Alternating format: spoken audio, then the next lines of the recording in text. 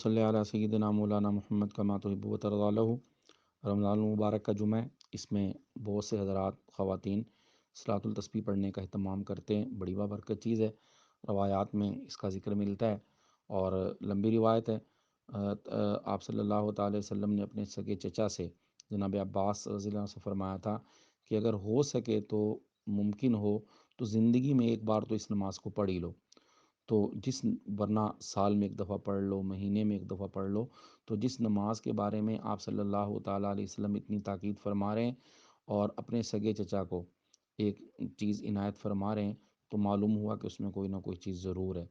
ایک تو یہ کہ آپ صلی اللہ علیہ وسلم کا فرما دینا ہی کافی ہے، لیکن ہم غور کریں کہ تو صلاۃ التسبیح اس میں بار بار اللہ کی پاکیزگی بیان ہوتی ہے۔ تیسرا کلمہ وہ کلمہ ہے جس کے بارے میں روایات میں آتا ہے کہ اللہ ان الفاظ کی برکت سے مخلوق کو روزی دیتے ہیں، اور اسی طرح روایات میں آتا ہے کہ جو تیسرا کلمہ ہے اس سے بہتر چیز پر سورت طلوع نہیں ہوا، مطلب کہ دنیا میں اس سے بڑھ کے کوئی چیز نہیں ہے۔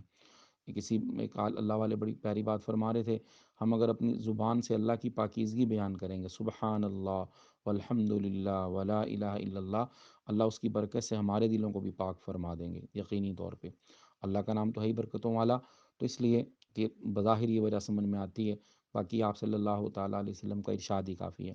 پھر یاد رکھیں کہ جو حکم جس درجے میں ثابت ہو اسی درجے میں کریں گے تو ہمارے لیے ثواب ہے، اگر دائیں بائیں ہوگے تو وہ الٹا ہمارے لیے گناہ کا ذریعہ بن جائے گا۔ اب صلاۃ التسبیح ایک نفل نماز ہے، اور نوافل کے بارے میں یاد رکھیں، یہ اصول ذہن میں رکھ لیں کہ نوافل کے بارے میں آپ صلی اللہ علیہ وسلم کا طریقہ کار یہ تھا کہ عام طور سے اس کو علیحدگی میں تنہائی میں ادا کیا کرتے تھے۔ ایک اللہ والے فرما رہے تھے کہ نفلی عبادت میں جتنا اخفا ہوگا، مطلب کہ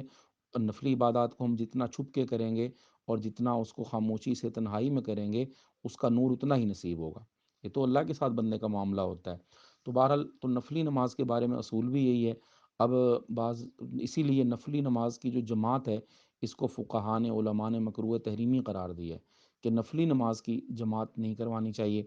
صلاۃ التسبیح کی جماعتیں بعض جگہ مسجدوں میں بھی ہوتی ہیں، بعض اوقات خواتین بھی گھروں میں اکٹھی ہو کے اس کی جماعت کراتی ہیں، تو شرعاً اس کا کوئی ثبوت نہیں ہے، شرعاً اس کی کوئی اہمیت نہیں ہے، اس لیے ضرور پڑھیں، طریقہ سمجھ لیں، بہت آسان ہے، اتنا مشکل تو نہیں ہے، کوئی بڑا فلسفہ بھی نہیں ہے، تو اس کے لیے کہ طریقہ سمجھ لیں، سمجھنے کے بعد خود پڑھیں۔ تیسرا کلمہ عام طور سے ہر مسلمان کو آتا ہی ہوتا ہے، سبحان اللہ والحمد للہ ولا الہ الا اللہ واللہ اکبر ولا حول ولا قوہ الا باللہ العلی العظیم۔ اس میں یہ ہے کہ اگر پورا پڑھ لیں تو بہت اچھی بات ہے، لیکن اگر نہیں پورا پڑھ سکتے، ٹائم تھوڑا ہے، تو واللہ اکبر تک ہی پڑھ لیں۔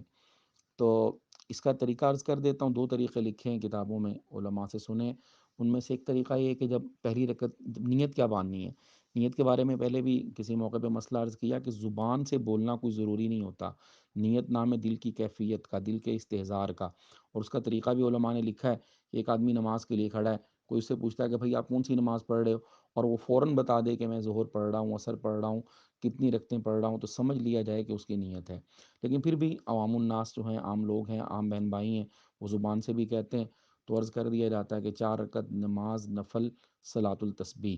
4 رکعت نماز نفل صلاۃ التسبیح پڑھوں واسطے اللہ تعالیٰ کے، اور درود واسطے حضرت محمد صلی اللہ تعالیٰ علیہ وسلم کے، اللہ اکبر، جو نیت باندھی جاتی ہے۔ تو پھر اس میں پہلی رکعت میں پہلے ثنا پڑھنی ہے، ثنا پڑھنے کے بعد 15 دفعہ تیسرا کلمہ پڑھنا ہے، سبحان اللہ والحمد للہ ولا الہ الا اللہ واللہ اکبر۔ اس کے بعد ولا حولہ بھی پڑھ لیا جائے تو بڑی فضیلت کی چیز ہے، اور یہ ولا حول ولا قوت الا باللہ العلی العظیم کے الفاظ کے بارے میں ملتا ہے کہ اللہ کے جو خاص خزانہ ہے جو عرش کے نیچے ہے، وہاں سے عطا کیے گئے الفاظ ہیں،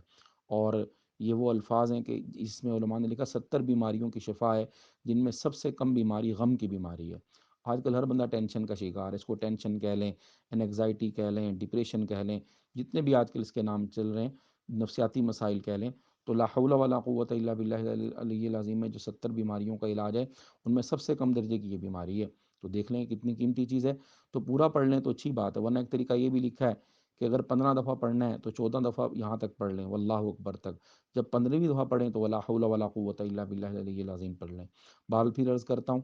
پہلی رکعت میں سب سے پہلے ثنا پڑھنی ہے، ثنا کے بعد 15 دفعہ تیسرا کلمہ پڑھنا ہے جہاں تک بھی ممکن ہو، پھر سورہ فاتحہ پڑھنی ہے، پھر 7 سورت ملانی ہے، اس کے بعد پھر 10 دفعہ تیسرا کلمہ پڑھنا ہے قیام میں ہی، پھر رکوع میں جانا ہے تو رکوع میں اسی طرح تسبیحات کے بعد 10 دفعہ کلمہ پڑھنا ہے، پھر رکوع کے بعد جب سیدھا کھڑا ہونا ہے جس کو قومہ کہتے ہیں، قومے میں بھی تیسرا کلمہ 10 دفعہ پڑھنا ہے، اور پھر جب سے پہلے سجدے میں جانا ہے تو سجدے میں جا کر 10 دفعہ پڑھنا ہے، پھر سجدے سے جب اٹھنا ہے جس کو جلسہ کرنا بولتے ہیں اس میں بھی 10 دفعہ پڑھنا ہے، پھر جب دوسرے سجدے میں جانا ہے تو تب بھی 10 دفعہ پڑھنا ہے تو یہ کل مقدار 75 دفعہ ہو جائے گی، یہاں پر گن لیا جائے 75 دفعہ ہو جائے گی، اسی طرح چاروں رکعتوں میں کرنا ہے تو کل 300 دفعہ کی مقدار بن جائے گی۔ اگر کسی رکن میں ہم مطلوبہ مقدار پوری نہ کر سکیں، مثال کے طور پہ قیام میں ہم نے 25 دفعہ پڑھنا تھا، ہم نے 15 دفعہ پڑھا، 10 دفعہ ہم بھول گئے تو رکوع میں جا کے 20 دفعہ پڑھ لیں، ایسا بھی ہو سکتا ہے۔ رکوع میں پڑھنا بھول گئے تو قومے میں جا کے پڑھ لیں۔ غرض یہ کہ ایک رکعت میں 75 دفعہ ہم نے تیسرا کلمہ پورا کرنا ہے، اور اس میں ہاتھ میں تسبیح لینے کی اجازت نہیں ہے، کیونکہ تسبیح لے کے اگر نماز پڑھی جائے گی، اس کو بولتے ہیں عمل کثیر کرنا۔ عمل کثیر کا مطلب یہ ہوتا ہے کہ ایک ایسا کام کیا جائے کہ دیکھنے والا یہ سمجھے کہ بندہ نماز نہیں پڑھ رہا، کوئی اور کام کر رہا ہے، تو اس لیے ہاتھ میں تسبیح لینے کی اجازت نہیں ہے۔ تیسرا کلمہ ہر مسلمان کہتے ہیں بعض لوگ کہتے ہیں بھول جاتے ہیں،